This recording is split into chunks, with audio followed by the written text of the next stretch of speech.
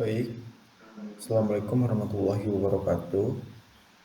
Perkenalkan nama saya Muhammad Imansyah. Di sini ada rekan saya, Ilwan Arfala dan Satar Putra Hervia. Di sini kami akan menjelaskan hasil tugas kelompok mata kuliah pemrograman web dengan menggunakan metode session. Langsung saja, ini hasil tampilan dari visual code dari kelompok kita. Di sini untuk strukturnya sendiri, pertama-tama yang bisa dilihat ada AppJS pastinya, kedua ada viewers, ada root dan public, not modulus, dan yang terakhir ada package JSON. Di AppJS itu sendiri berisi tentang pertama konfigurasi session itu sendiri, metode session, yang kedua ada router dan middleware, terus ada view engine, terus yang terakhirnya ada jalankan server atau kita untuk memanggil server itu sendiri. Ya, kelompok kita pilih itu localhost 3000. Nah, yang kedua ada viewers. Di dalam viewers itu sendiri, kelompok kita mengisi pertama dashboard di AJS. Dashboard ini gunanya untuk apa? Dashboard ini berguna untuk tampilan di dalam dashboard website kita itu sendiri. Yang kedua ada edit profil. Nah, edit profil ini itu apa? Edit profil ini berguna untuk kalau user ini ingin mengedit profil biodatanya dia ini bisa mengedit. Jadi edit profil itu tujuannya gunanya tuh untuk si user ngedit biodatanya sendiri. Jadi si user ini bisa ngedit nama, umur, sama email aja. Karena kelompok kita masuknya hanya ini aja. Kedua, edit username. Nah, gunanya nih untuk apa nih edit username nih? Edit username ini yang bisa dilihat ini tuh label untuk new username. Jadi untuk username baru kan. Jadi kalau username username user ini lupa atau lupa, jadi user ini bisa buat ulang username baru.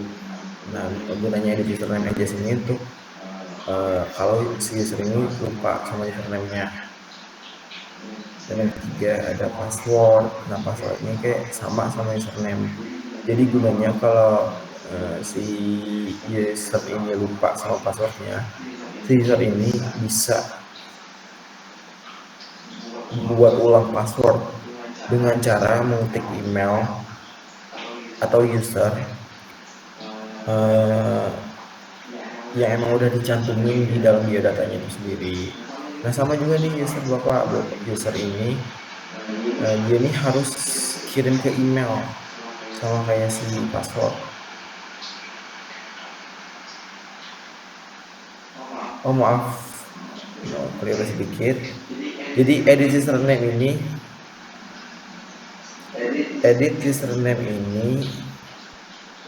untuk edit nama aja. Nah, edit nama username ini. Untuk password ini yang tadi saya sudah jelaskan. Jadi kalau user ini lupa password, dia bisa buat password baru dengan cara mengirim email yang ada di biodata. Dan yang ketiga ada forget username. Forget username ini sama kayak forget password. Jadi user ini bisa jika user ini lupa dengan username sendiri, si user ini bisa ngirim emailnya dan bisa buat username baru.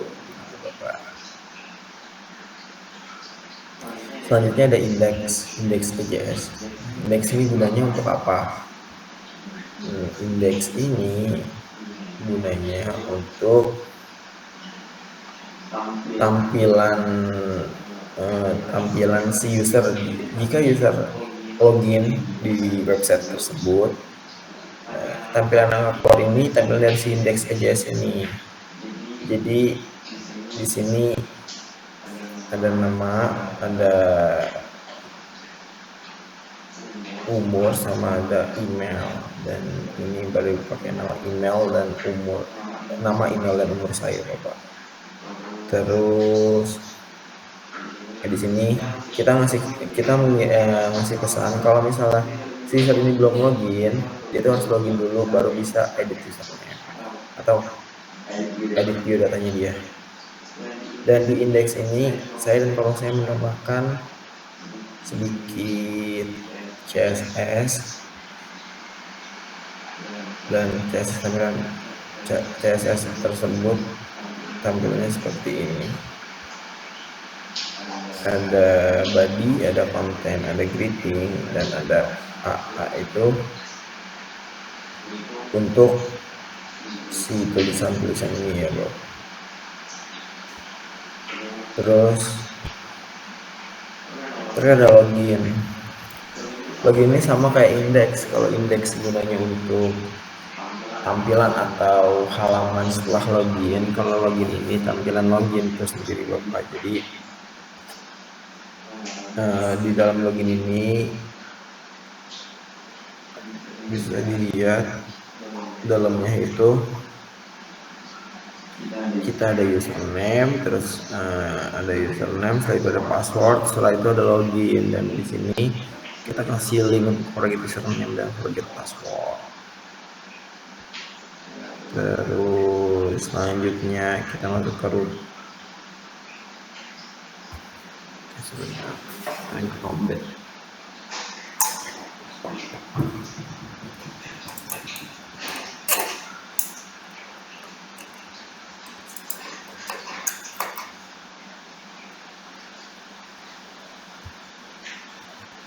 Selanjutnya kita ke rute. Di dalam rute ini, dalam folder rute ini ada index.js. Nah, index.js ini gunanya untuk mengatur semua dari halaman utama, terus halaman login, proses login, halaman edit profile, sampai ke logoutnya si user ini. Nah, jadi index.js sama index.js ini sangat berkesinambungan, dan memang mereka nih index.js sama app.js ini dia tuh benar-benar harus teliti isinya, karena sama sedikit ini bisa tidak muncul halamannya. Jadi bisa dilihat ini menggunakan router. Jadi di app.js kita use-nya router, dan di index ini kita harus menggunakan router semua. Seperti itu. Jadi di sini bisa dilihat, dan tampilan website saya itu kurang lebih ada halaman utama yang pertama, terus ada halaman login, terus proses login, terus setelah itu ada halaman edit profile, proses edit profile, terus ada logout. Nah, yang terakhir ada public dan CSS. Juga ada style CSS dari tampilan website kita. Yang pertama, sebenarnya seperti ini tampilan CSS kita kurang lebih.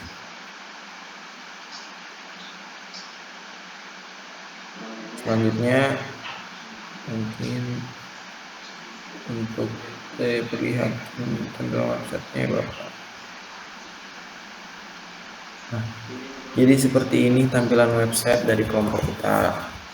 Pertama ada halaman login, dan ini tampilan untuk desain CSS-nya. Terus yang pertama login untuk nama username. Di sini karena di codingannya saya tulisnya user 1, jadi kita untuk loginnya pakai user 1, dan passwordnya yang saya tulis di Visual Code itu password 1. Terus kita login. Nah, ini adalah tampilan setelah kita login. Jadi ada nama, dia menampilkan nama, usia, dan email. Dan sini ada salam greeting, hello user 1. Dan setelah itu kita logout. Nah, kalau misalnya kita belum login, ada bacaan seperti ini dan kita masuk. Setelah itu kita lupa sama username kita bisa klik lupa username dan kita masukkan email kita. Contoh Muhammad Iman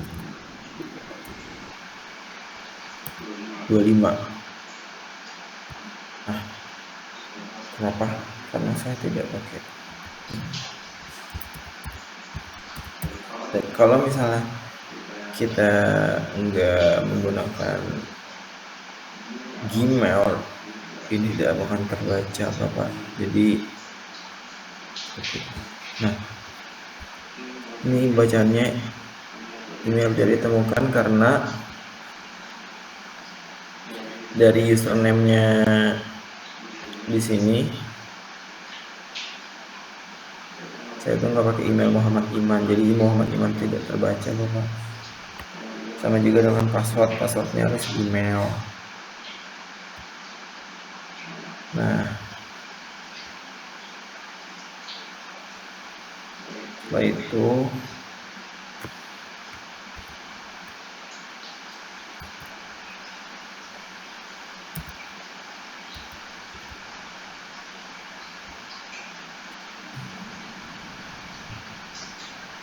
ini tampilan kalau misalnya username atau passwordnya salah. Jadi kalau kita membuat warning atau bukan peringatan sih, lebih ke tanda kalau username atau password user salah, begitu Bapak. Ya mungkin cukup dari kelompok kami, kurang lebihnya mohon maaf. Wassalamualaikum warahmatullahi wabarakatuh.